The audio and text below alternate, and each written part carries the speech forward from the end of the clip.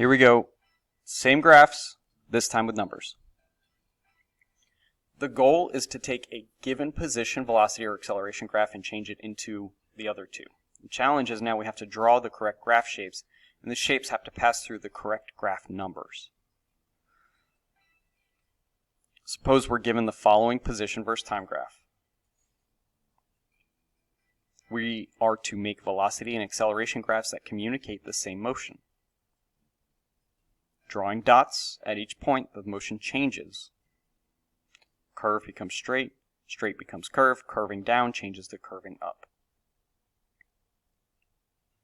At t equals 0, the slope is 0. Right? If I were to draw a line that just barely touches this at that point, that is called a tangent line. So the exact slope here is 0. Same goes for t equals 6 seconds. The slope here, my tangent line that just barely touches this curve, is still flat. It's still 0.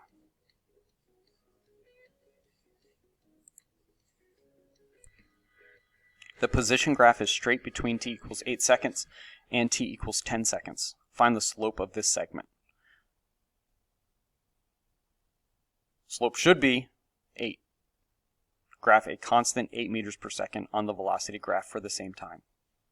You can see that this is a straight line, which indicates a constant positive velocity. So that's going to be like the easy one. That's the low-hanging fruit. We know that's going to be a straight line at whatever this slope is. How are we going to possibly calculate the slope from this?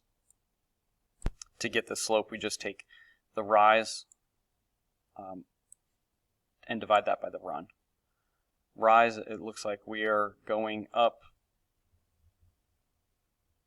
16 from 9 to 25, and then the run is going to be 2. So 16 divided by 2 gives us positive 8. We can assume that the velocity increases from 0 at t equals 6 seconds to t equals 8 seconds. So we connect these dots with a straight line.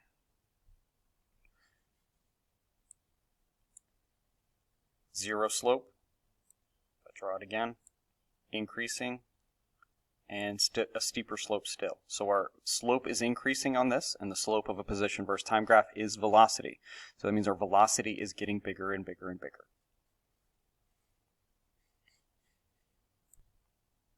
How do we figure out how fast the object goes at time t equals 4 seconds?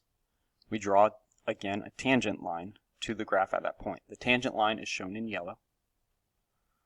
The speed at t equals 4 seconds is the slope of the yellow tangent line, which is negative 8 meters per second.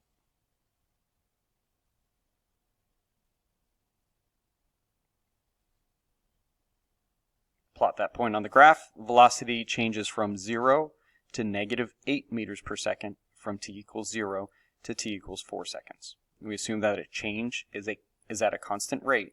So we graph the corresponding line on the velocity versus time graph. Could it be at a non-constant rate? Absolutely. Will it be? No. No, that's going to be beyond the scope of this course without calculus. If there's calculus, it's all fair game.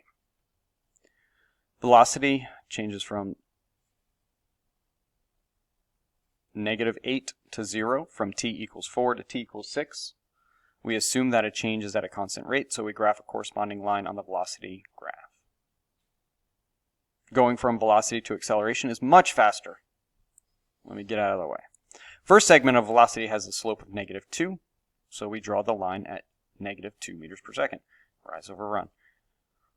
Slope of a velocity versus time graph gives us acceleration. The second segment has a slope of positive 4, rise over run. Slope of a velocity versus time graph is acceleration.